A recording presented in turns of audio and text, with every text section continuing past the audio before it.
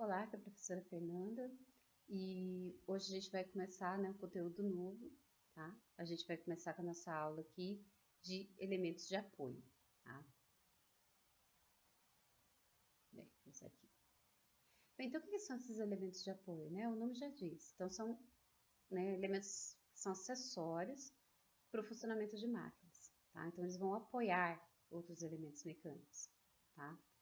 E esses elementos de apoio eles são buchas, guias, mancais de rolamento, tá? Mancais de deslizamento e os rolamentos propriamente ditos, tá? Bem, a gente vai ver também na prática que bucha e mancal são elementos que funcionam conjuntamente, tá? Sempre vou precisar de um mancal quando eu estiver apoiando o eixo, tá? Para eu poder colocar a bucha, montar a bucha para fazer o apoio do eixo, tá? Bem, então, qual o primeiro que a gente vai ver aqui são as guias, tá? Então, a principal função dela é manter a direção de uma peça em movimento, tá? Direção linear. Então, se a gente pegar um exemplo bem simples, tá? Que nem uma janela que tem folhas corrediças ou uma porta que tem, né, a folha corrediça, aquele trilho que a gente tem embaixo, tá? É uma guia. Então, ele vai manter o deslocamento dessa janela, dessa porta, sempre linear, sempre numa mesma direção, tá? Na máquina, por exemplo, se a gente pegar, né, a serra de fita, eu tenho uma guia para garantir a trajetória da serra, tá? Para ficar sempre na mesma direção, né? E várias outras máquinas, torno usa, fresa usa, CNC usa, tá? Vários tipos de guias. Bem, e quando a gente usa guias com perfis variados, a gente chama isso de barramento. Bem, depois a gente vai ver aqui a parte de buchas e mancais de deslizamento, tá? Então, como eu comentei, eles sempre vêm aqui trabalhando juntos, né? A bucha e o mancal de deslizamento. Então, a função principal da bucha é diminuir o atrito, tá? Entre eixos e rodas, tá? O movimento circular. É diminuir o atrito e evitar o desgaste do eixo. Então, a bucha é feita de um anel metálico, tá? O que vai reduzir bastante o atrito, né? E aí ele vai, né, se torna um elemento de apoio indispensável. E elas podem ser classificadas dependendo do tipo de solicitação, tá? A gente pode ter as buchas de fricção radial e fricção axial, tá? E um terceiro tipo aqui, tá? É quando a gente usa as buchas para ajudar no alinhamento de uma ferramenta, tá? Então, elas são chamadas de buchas guia, né? Que ela vai ajudar no alinhamento da ferramenta e centrar ela direitinho, né, na posição correta, né, na peça para fazer a furação. E aí, por último, a gente tem, né, o último elemento de apoio aqui, são os rolamentos e mancais de rolamento, tá? Ele também tem essa função de reduzir o atrito, só que ele reduz muito mais do que a bucha, e é próprio para trabalhar com altas rotações, tá? E também, quando eu tiver aí, né, pequenos choques e vibrações, ele serve para amortecer. Bem, como comentei aqui, né, pode ser deslizamento ou rolamento. Se eu montar o mancal como uma bucha, é um mancal de deslizamento. Se eu montar esse mancal com rolamento, né, é mancal de rolamento, tá? Bem, o de deslizamento, tá, ele é mais adequado para máquinas pesadas com baixa rotação, tá? Porque o eixo vai deslizar sobre a bucha, então eu tenho atrito ali, né? Então, se eu trabalhar com alta rotação, aquilo vai superaquecer e vai estragar o meu eixo prematuramente, tá? Agora, quando eu tenho maquinário de alta rotação, aí eu tenho que partir para o mancal de rolamento, tá? Que aí o atrito é muitíssimo menor, como a gente vai ver. Bem, então as guias, tá? Como a gente já falou aqui na introdução, elas servem para manter a trajetória de determinadas peças ou partes de uma máquina, tá? Então aqui, se a gente quiser um movimento retilíneo garantido, né? A gente tem guias constituídas de peças cilíndricas ou prismáticas, tá? Então nessa fotinha aqui do exemplo, né, a gente tem a guia, né, com perfil cilíndrico. Aqui a gente tem uma guia triangular, tá? Aqui a gente já tem uma guia chamada de rabo de andorinha, né? Então a peça ou a parte da máquina que vai encaixada nessa guia tem que ter o mesmo perfil.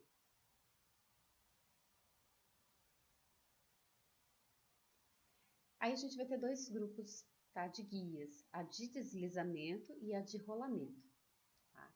Então, a de deslizamento, né, eu tenho duas partes, uma parte da máquina, uma da guia, e ela vai deslizar uma sobre a outra. Tá? E aí, geralmente, a gente tem esses formatos aqui, né? Forma cilíndrica, posso ter aqui par de faces paralelas, tá? Posso ter, né, formato prismático aqui em V, e esse aqui é o formato rabo de andorinha, tá? A gente vê muito isso, como já comentei, em torno, fresa, tá? Usa um conjunto desses aqui, né, o barramento. Né? Então, como eu já falei, né, adiantado, máquinas operatrizes, elas vão usar uma combinação de guias, né, de vários perfis de guias, né? E aí a gente chama isso de barramento, né? Que dá só alguns exemplos, tá? Se a gente usar um barramento combinado de rabo de andorinha, tá? Ó, o perfil tá aqui, ó. Tá? Então, é usado muito em carro porta-ferramenta. Se a gente tiver a via plana, né, o que a gente tem aqui, o combinado, tá? Torno revólver. Via prismática dupla, ó, que é aqui e aqui, tá? Carro longitudinal. E via em forma de telhado, né, que são essas duas pontas aqui, guia de mesa, tá? E a gente tem outros tipos de barramentos também. Então, na foto a gente também tem um exemplo, tá, do barramento. Depois a gente tem as guias de rolamento, tá? Qual que vai ser a diferença para de deslizamento? Agora aqui dentro da minha guia, eu vou ter elementos rolantes, tá? Isso serve para reduzir o atrito, porque na anterior, né, se a gente olhar aqui, ó, nesse exemplo, né, onde eu tenho a guia aqui, né, e a outra forma cilíndrica aqui para dar a direção, é um deslizando sobre o outro. Então, a gente vai ter muito atrito aqui. Então, isso é mais adequado para baixas velocidades. Agora, quando eu tenho velocidades maiores, ou eu preciso, necessito de uma precisão do movimento, né? Tem que ser mais rigoroso, a gente vai para as guias para as guias de rolamento, tá? Então, como eu vou ter vários elementos rolantes aqui, a área de contato deles, né, com a guia é menor, tá? Então, isso gera muito menos atrito. Então, elas são adequadas, como eu já falei, né, maiores velocidades e precisão de movimento. E aí os elementos rolantes podem ser aqui roletas, tá? Como está nessa foto, ou esfera. Bem, então essas guias de rolamento são muito utilizadas em máquinas CNC, tá? Que precisam ter esse controle minucioso do movimento, tá? Ferramenta, peça, etc. Bem, essas de rolamento, elas são boas aqui para aplicação de transporte de cargas médias a pesadas, tá? E aí eu também consigo, né, suportar uma combinação de esforços radiais e axiais.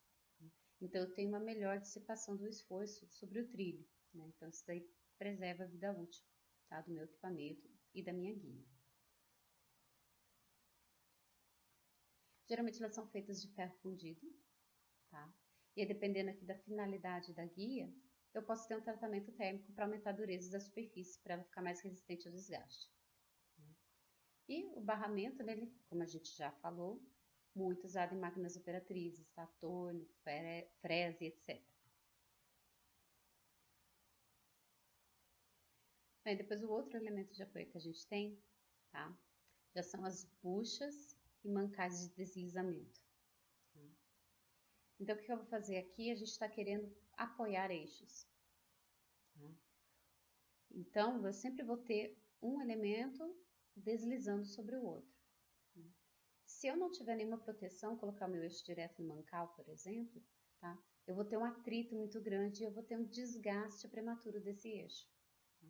Então, a gente quer evitar, tá? Porque se isso acontecer, eu tenho que trocar o eixo. Às vezes não dá para trocar, ou esse daqui é caro, tá? Para fazer a troca do eixo. Então, a gente quer um elemento de apoio, tá? Que diminua o atrito, mas que ele desgaste, e não o eixo. Tá? Que ele evite o desgaste prematuro do eixo. Então, a gente utiliza a bucha, tá? Então, ele é um anel metálico, tá? Que vai aí entre o eixo e a roda, ou entre o eixo e o mancal. Então, ela pode ser, né, dos formatos, ela pode ter uma bucha cilíndrica, que é como o primeiro desenho que eu mostrei, ou uma bucha cônica, tá? Então, serve para apoio de eixos, tá? E a gente tem o terceiro tipo, né, que é a bucha guia, que ela serve para guiar brocas e alargaduras. Bem, bucha de fixação é para ter uma fixação mais segura, tá? E fácil montagem e desmontagem de volantes, polias, engrenagens, manivelas, etc. Tá? Então, ela é para facilitar nessa montagem e desmontagem. E aí eu não preciso ter rasgos e chavetas para fazer a fixação desses elementos aqui no eixo. Tá? Lembrar, né, que esse daqui vai trabalhar, né, não vai trabalhar, aliás, com altas cargas. Tá? Porque se o torque for muito grande, né, aí é mais adequado chavetas que elas suportam uma carga maior. Deixa eu diminuir aqui um pouquinho a tela. Aí, tá? Bem, então aqui, ó, né, a gente pode ter as buchas feitas de material de, né, um metal antifricção, tá? Ou materiais plásticos. Ela tem que ser um material com uma dureza inferior à do eixo, tá? Porque eu não quero desgastar o eixo, tá? Então tem que ser um material né, mais macio, entre aspas, vamos dizer assim, menos duro, tá? Então geralmente também, ó, ela pode ser feita aqui com bronze e ligas de metais leves, tá? Então são materiais de baixa dureza. Então, protege o eixo e a bucha que desgasta. E aí, para trocar a bucha é muito mais simples, muito mais barato do que o eixo. Tá? Material plástico, aí é quando eu estou trabalhando já né, com pouca carga. Tá? E aí, como a gente também viu na introdução, né, de acordo com o tipo de solicitação e esforço que ela vai suportar, a gente tem 3 tipos aqui. Né? Então, a gente tem, aliás, 2, né? Fricção, né, radial, fricção axial, e a gente tem as buchas cônicas que conseguem suportar, né, a fricção nesses 2 sentidos, radial e axial.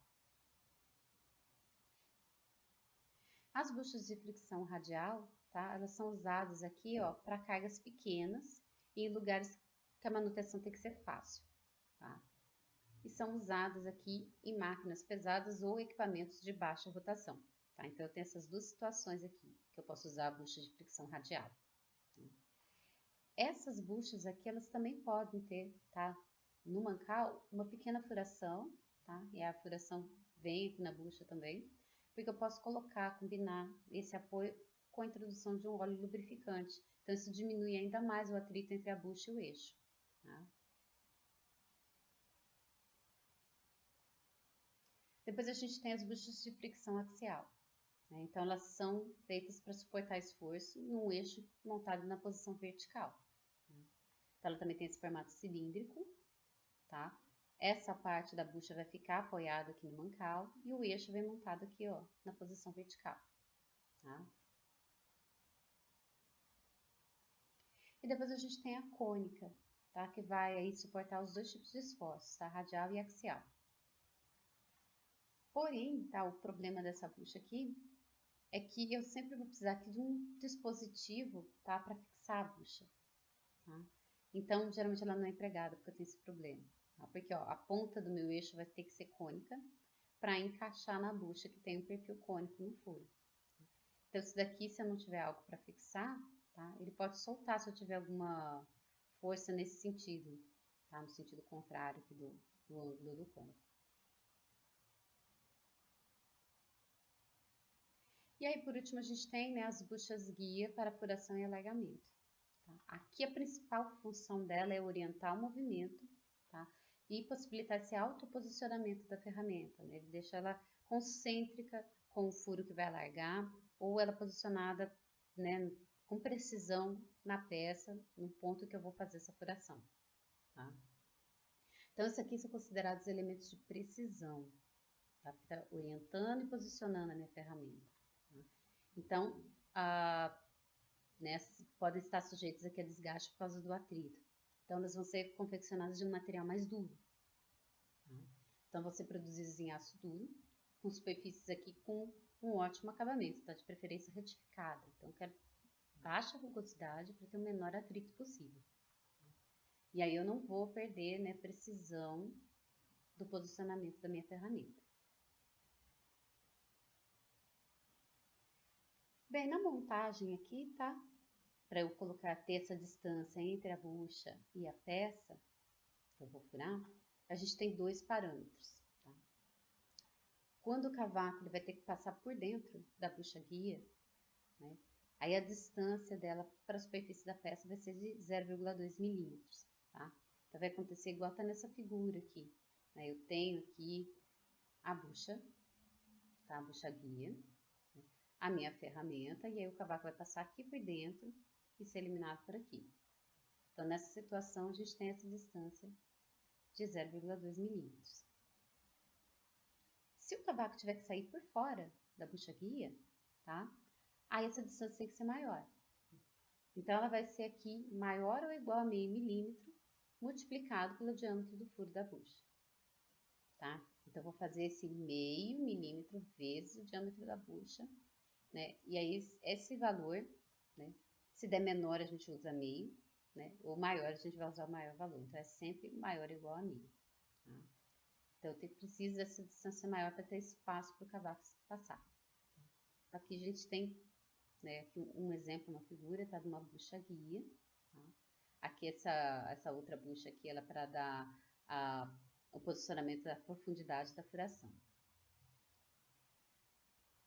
Nesse caso aqui, o cavaco está saindo por dentro da minha bucha.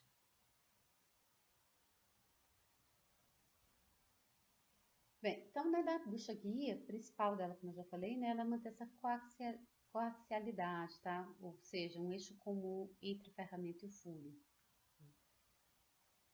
Então, né, quando eu tiver a distância grande entre a peça e a base de sustentação da bucha guia, tá? Porque se for uma furação longa, aí eu tenho buchas guias longas, tá? E elas vão ter essas características aqui, tá? Distância aqui vai ser com saída por baixo do cavaco. Tá? A bucha vai ter borda para limitação da descida, diâmetro conforme a ferramenta rotativa, tá? E o diâmetro de maior aqui, maior que a ferramenta rotativa, tá? O diâmetro externo aqui. Bem, e aí a gente tem depois os mancais de deslizamento, tá? Que é quando eu monto a bucha no mancal, combino esses dois elementos, tá? Então, mancais às vezes complementam a parte de apoio de eixos, né? Bem, então eu vou montar a bucha, vou fixar ela num suporte, tá? Como eu estou exemplificando aqui na figura, nessa foto de um mancal, né? Aqui é a ilustração, né? O desenho técnico desse mancal, tá? Esses mancais, eles também podem ter uma furação aqui, tá? E a bucha também tem essa furação para eu colocar um fluido lubrificante aqui, para lubrificar a superfície entre a bucha e o eixo. Aí eu reduzo mais ainda o atrito, tá?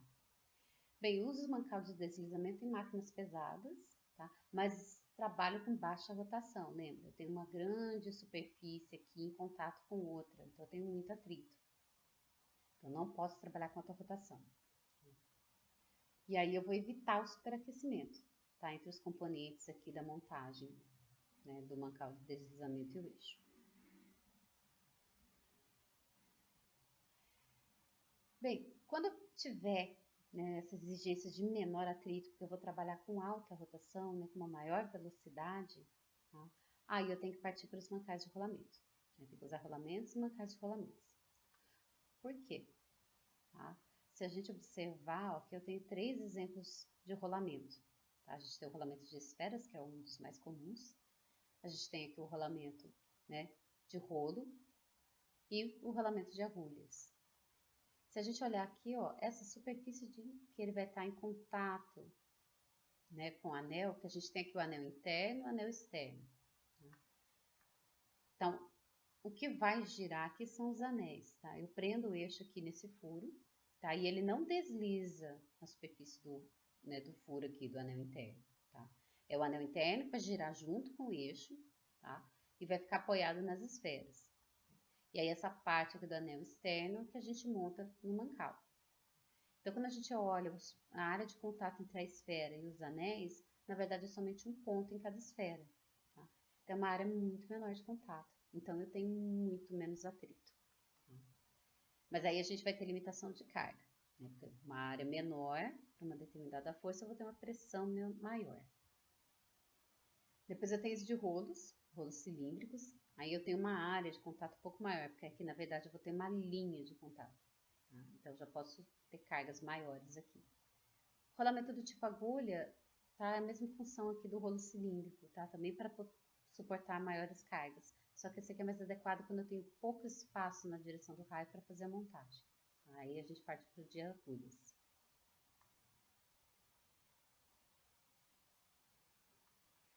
Bem, então como que é composto o rolamento, tá? Como eu comentei já, né, eu tenho 2 anéis concêntricos, tá?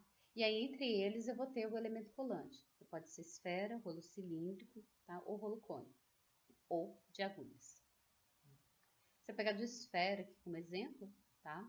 Então a gente tem esse anel interno, tem o anel externo, tá? Então entre os dois a gente tem a carreira aqui de esferas, tá? E aí a gente tem esse elemento que vai posicionar a esfera, que é chamado de porta-esfera ou espaçador. Tá? E aqui dentro, tá? Porque ele geralmente é fechado, ele tem lubrificação, tá? Para ajudar a reduzir mais ainda o atrito.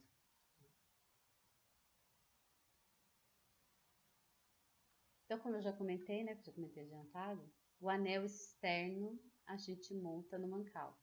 E o anel interno, o eixo vai ser montado dentro dele. Tá? E aí, quem vai sofrer o atrito são os elementos rolantes, não é mais a superfície do eixo. Tá? Porque o anel interno vai girar junto com o eixo. E o anel externo fica fixo junto com o mancal. Então, aqui, ó, uma outra foto de um outro exemplo. Né? Aqui já né, em corte com uma montagem, né? O mancal aqui em corte, para a gente ver como é que fica a montagem dele com o rolamento. Tá?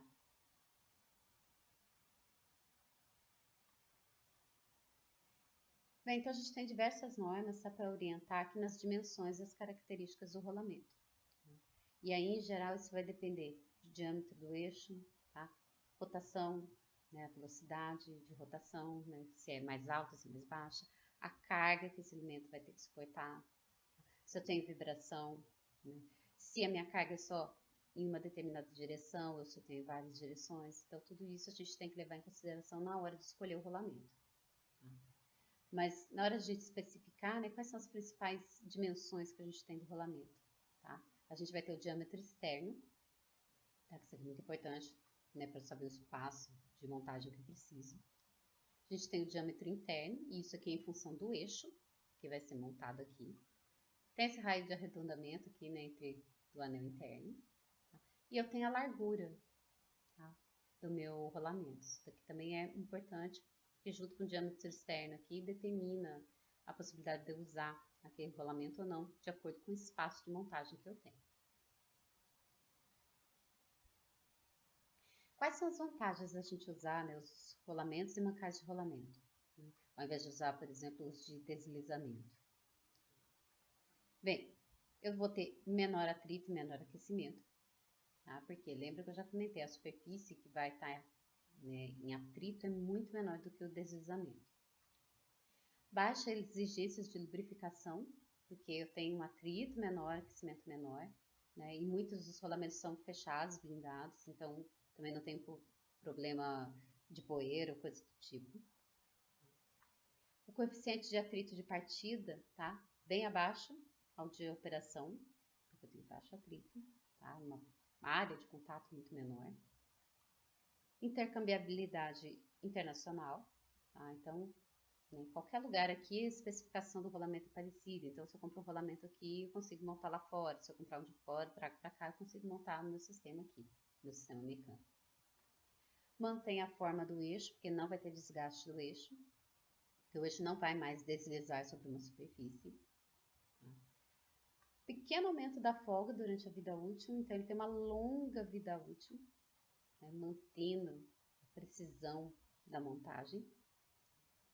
É de fácil inspeção e manutenção. E aí, né, como a gente já falou, também dá para trabalhar em altas temperaturas, tá? Porque ele é mais resistente.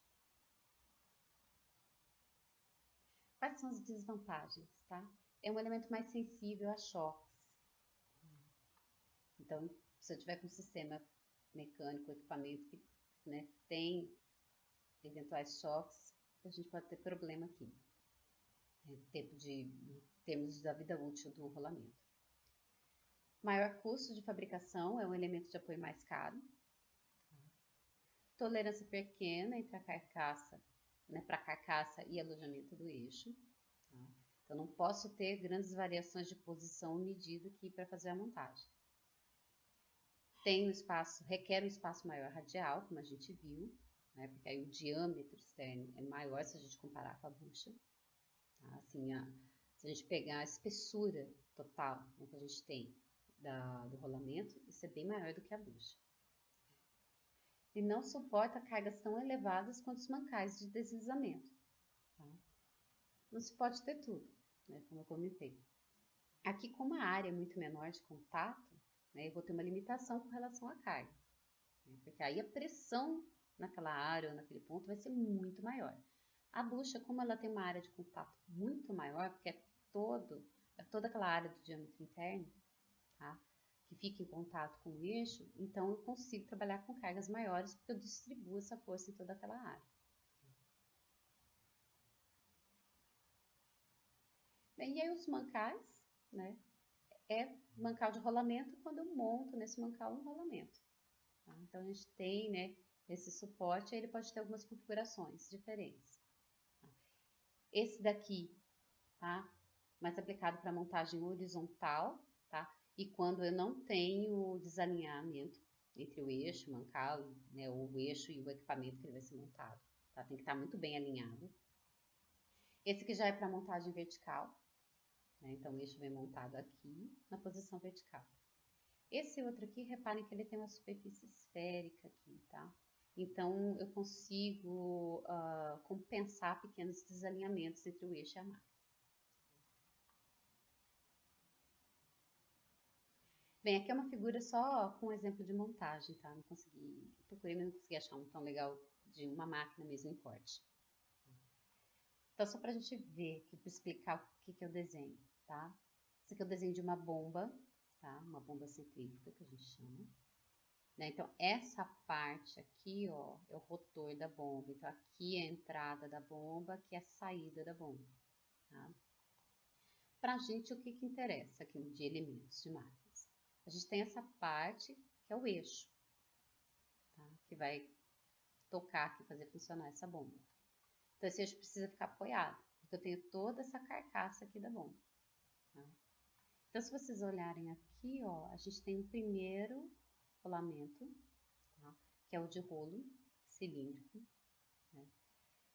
Então, aqui ele vai ajudar a suportar cargas na direção radial maiores, tá? Porque essa bomba aqui, como eu falei, é centrífuga, eu vou ter forças aqui na direção do raio. Tá? Então, tem esse primeiro rolamento. Depois aqui, ó, mais pro final, a gente tem um par de rolamentos de esferas, tá? A gente vai ver com mais detalhes. Esse aqui é um tipo específico que permite eu suportar também cargas na direção axial, porque esse aqui só serve para carga na direção radial. Então, se eu tiver pequenas cargas na direção axial, ou seja, na direção do comprimento do eixo, eu posso trabalhar com um par desse tipo de rolamento, tá? Para poder suportar essas pequenas cargas.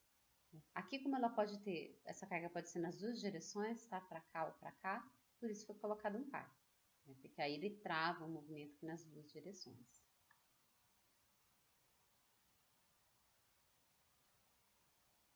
Bem, né? Então quais são os tipos de rolamentos que a gente tem? Eu posso ter o rolamento fixo de uma carreira de esferas, tá? Posso ter o rolamento de contato angular com uma carreira de esferas, que é esse aqui da figura, tá? Ó, esse aqui que é o de contato angular de uma carreira, porque aqui são dois rolamentos. Tá? Posso ter o chamado autocompensador de esferas, esse daqui é para quando eu tenho pequenos desalinhamentos do eixo. Depois eu tenho de rolo cilíndrico, o autocompensador de uma carreira de rolos, autocompensador de duas carreiras de rolos. Depois eu tenho os rolos cônicos, tá? Tenho o axial de esfera, axial autocompensador de rolos. Tenho depois o de agulha, tá? Com proteção. Depois eu tenho rolamento com proteção. Então, quais são os elementos rolantes, né? Para a gente ver mais em detalhe aqui. Então, a gente pode ter rolamentos que trabalham com esferas. Né? Posso trabalhar com rolos cilíndricos, rolo esférico, tá? Porque aí é para o autocompensador. Rolo cônico, tá? E o agulha. Tá? Então, vê que o agulha, a diferença dele para o cilíndrico é só o diâmetro. Tá? Aqui é uma seção transversal bem menor. Como que eu vou usar cada um? Tá? O de esferas ele é mais adequado para altas rotações. Tá? Não para carga tão alta na direção radial, porque lembra, a esfera ela tem um único ponto de contato com a superfície, né, que ela está apoiada. Então, eu tenho um pouco de limitação de carga aqui. Já os de rolos cilíndricos, eu vou ter uma linha de contato com a superfície. Então, eu já tenho, vamos dizer assim, entre aspas, uma área maior para distribuir carga. Então, ele trabalha com cargas maiores do que os da esfera. O rolo esférico, né, como eu comentei, ele vai dar uma certa mobilidade do anel externo e isso compensa um pouquinho o desalinhamento. Depois eu tenho o rolo cônico e esse tipo aqui de rolamento ele é aberto, que a gente fala, ele é desmontável. Né? E aí ele serve para cargas na direção do eixo. E o de agulhas tem a mesma aplicação aqui do rolo cilíndrico. Né? Lembra que ele é mais adequado quando eu tenho pouco espaço para montagem, né? Pouco espaço na direção do raio. Então, como que ficariam, né, esses rolamentos montados no eixo? Tá? Então, a gente tem aqui a representação do rolamento de esferas, rolo cilíndrico, agulha, né, ó, autocompensadores, né, com duas carreiras de rolos cônicos, aliás, de esfera, e aqui o de rolo cônico. Tá? Então, cada um é adequado para um tipo de carga. Quando eu estou com cargas aqui radiais, tá, a gente pode trabalhar com esses três primeiros aqui. Então, vai diferenciar espaço de montagem, carga aplicada. Esses só trabalham com radial, tá? Eles não servem para esforço ó, nessa direção, porque eu não tenho apoio aqui para suportar carga na direção do comprimento do eixo, tá? Então, só serve para carga radial. Já os para cargas axiais, aliás, deixa eu só voltar aqui, tá? Aqui também, né, a carga radial, tá? Ele suporta. O rolo cônico, ele suporta nas duas direções, tá? Radial e axial. Diferença aqui que carga radial menor do que o que esse aqui suporta ou esse daqui. Já os axiais, tá? A gente vai ter o de contato angular, que é mais adequado, que eu poderia usar o fixo de esferas, mas tem que ser uma carga axial muito baixa. Mais adequado seria o de contato angular, porque ó, já começa a ter uma áreazinha de contato aqui mais na direção do comprimento do eixo. E os rolos cônicos, como eu já comentei. Então, são adequados para carga somente axial. Bem, esse daqui tá axial, esse tipo aqui também é para montagem na vertical.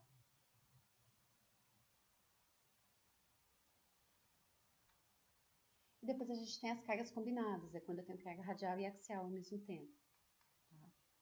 E aí, o que vai acontecer? O mais adequado aqui, tá? É o de rolo cônico, porque ele suporta as duas cargas, mas não pode ser carga elevada, tá? Principalmente a axial não pode ser carga muito elevada. Então, vamos ver cada um aqui, tá? A gente tem, primeiro, o fixo de uma carreira de esferas, tá? Então, a gente já viu que ele é para cargas radiais e trabalha com rotações mais elevadas. Tá?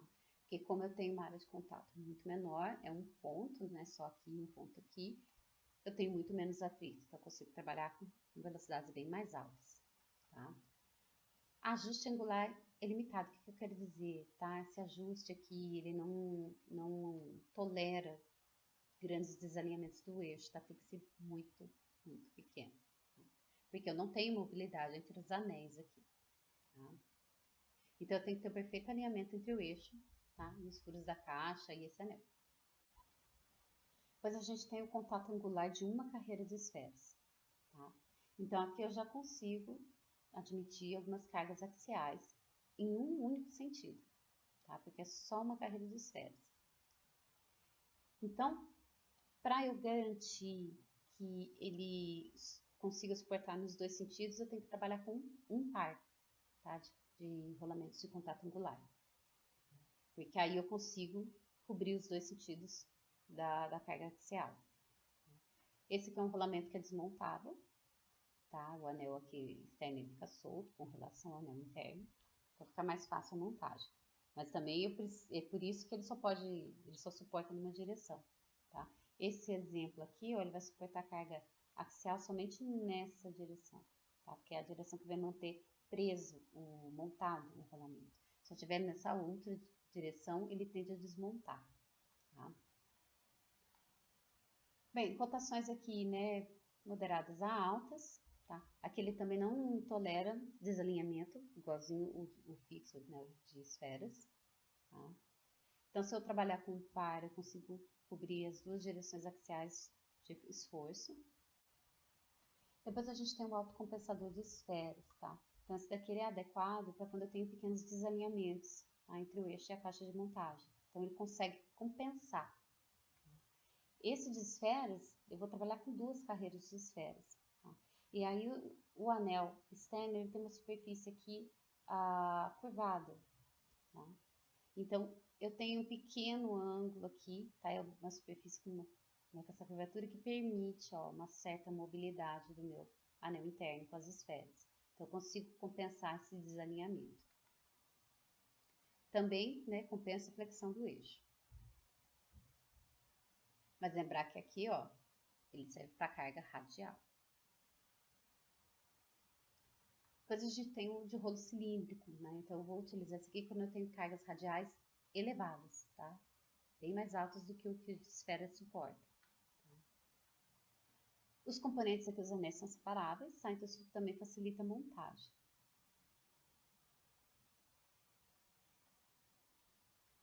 Depois a gente também tem o autocompensador de rolos, tá?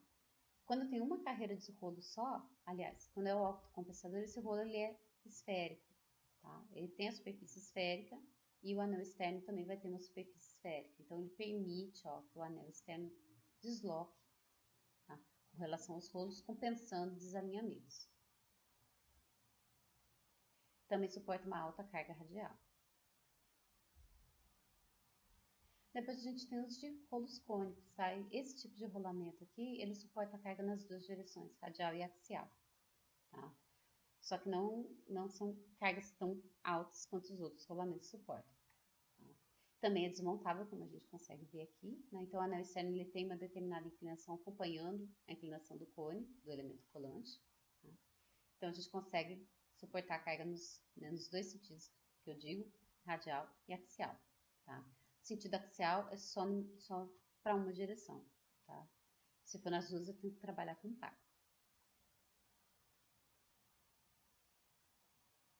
Depois a gente tem o rolamento axial de esferas, tá? Então, esse daqui, ele é para montagem de eixos na vertical. Então, ele é totalmente desmontável, tá? Então, a gente nem fala em anéis, a gente fala que tem uma pista inferior e uma pista superior. E aí, entre eles, fica o elemento rolante, tá? Para isso aqui ficar uma certa firmeza na montagem, né, eu tenho que ter sempre uma carga mínima, né, na direção axial, mantendo esse conjunto aqui montado. Então, ele é adequado para elevadas cargas axiais. Aí a gente tem, né, algumas variações aqui para montagem, tá? Para a gente tentar minimizar aqui a influência de desvios na instalação. Né? Então, ele pode ter contraplaca e assentamento esférico no anel externo. Então, como que seria isso? Nesse aqui seria o nosso mancal, tá? E aí o nosso eixo que está montado no rolamento. Então, aqui, né, eu tenho, né, a pista inferior e a pista superior, tá? Esse aqui em comum. Depois, ó, eu posso ter aqui, ó, com assentamento esférico, né? Então, eu tenho essa superfície aqui esférica no mancal e também na pista inferior do meu rolamento, tá? Então, isso daqui também ajuda a compensar, né, esses desvios na instalação. Ou eu posso ter a contraplaca, tá? Às vezes o meu mancal tem esse perfil reto aqui, né, em ângulo de 90 graus. Aí eu uso uma contraplaca com a superfície esférica e monto com o meu rolamento, que tem a pista inferior também com a superfície esférica externa. Então, isso também ajuda a compensar desalinhamentos na minha montagem. E a gente tem o rolamento de agulhas, tá? Então, a aplicação dele é a mesma do rolo cilíndrico, tá? Só que ele é adequado para quando eu tenho espaço radial limitado para montagem. Porque reparem que a espessura aqui, ó, é muito menor do que o rolo cilíndrico convencional. Tá? mas ele também trabalha, né, com cargas maiores e alta rotação. Lembrar que também a carga aqui é carga radial. Então, quais os cuidados que a gente tem que ter com os rolamentos, tá? Então, a gente tem que verificar catálogo de fabricante, as máquinas, para seguir as especificações recomendadas, tá? Na montagem e manutenção do rolamento. Mas, o que a gente começa aqui? Verificando a dimensão do eixo e o cubo, se estão corretas, né? Adequados. Aliás, se o rolamento está adequado para aquele eixo e o cubo, tá? Porque ele tem que acompanhar essas dimensões. Tenho que usar o lubrificante recomendado pelo fabricante, tá? Porque aí ele vai preservar os elementos rolantes e aumenta a vida útil do meu rolamento. Tenho que remover rebarbas, possíveis rebarbas na onde eu vou fazer a montagem. Porque como esses rolamentos eles trabalham com alta velocidade, alta rotação, eu não posso ter poeira ou nenhum elemento ali que entre dentro do rolamento, porque isso vai estragar o rolamento, reduz a vida útil dele muito, tá? Bem, se for reaproveitar o rolamento, tá? Então, você tem que lavar e lubrificar imediatamente, tá? Após, né, a lavagem aqui para evitar a oxidação. Nunca usar estopa nas operações de limpeza, porque eu não posso ter nenhum resíduo ali, tá? Mesmo as fibras da estopa vai atrapalhar, porque vai gerar mais atrito ali, tá? E eu tenho que trabalhar em ambiente livre de pó. Tá? De pó, como eu já comentei, né? Partículas de poeiras entrando ali no meu rolamento, vai desgastar esse rolamento muito mais cedo, tá? Vai procurar causar esse atrito maior e um desgaste maior. E eu tenho que também evitar a umidade para não oxidar, tá? Os elementos rolantes. Bem, aí na seleção dos rolamentos, né? O que a gente tem que prestar atenção, tá? A gente tem que prestar atenção aqui nas medidas do eixo, né? Porque é o principal, né? Porque aí o diâmetro interno do meu rolamento é de acordo com o diâmetro do eixo, tá? Acompanhando também as especificações de tolerância dimensional, tá?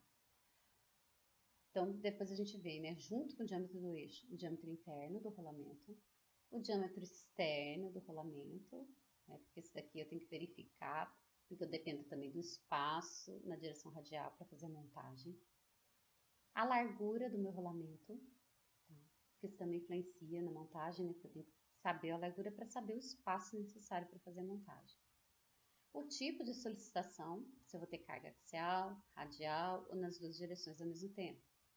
Tá? Tipo de carga, como eu comentei. Se eu tenho pequenos choques ou não. Tá? E a velocidade de rotação. Então, eu preciso observar todos esses itens aqui na hora de selecionar o rolamento. Bem, aí para saber, né, relacionar o código de identificação do rolamento com o diâmetro, aí tem algumas regrinhas, tá? Que isso aqui é de acordo com norma também. Então, se for, por exemplo, para rolamento fixo de uma carreira de esferas, tá? E aí eu estou trabalhando, né, que são os pequenos ou miniaturas, que tem diâmetro de 1 a 9 milímetros, tá? O diâmetro interno. Então, o número de identificação são 3 dígitos, tá? E aí eu vou saber o diâmetro dele de acordo com o último dígito desse código. Então, se o último for 1, o diâmetro é 1 milímetro. 2 milímetros. 9 milímetros. Tá? Então, o último dígito já especifica o diâmetro do meu rolamento. Bem, se eu tiver essas dimensões aqui abaixo, ó, né, então a regra é sempre a mesma aqui. Se eu tiver, né, com 4 dígitos, final 00, o diâmetro é 10 milímetros. Final 01, diâmetro 12. Final 02, diâmetro 15. Final 03, diâmetro de 17 milímetros. Agora, se eu for trabalhar, né, com furos acima de 20 milímetros, aí o código muda um pouquinho.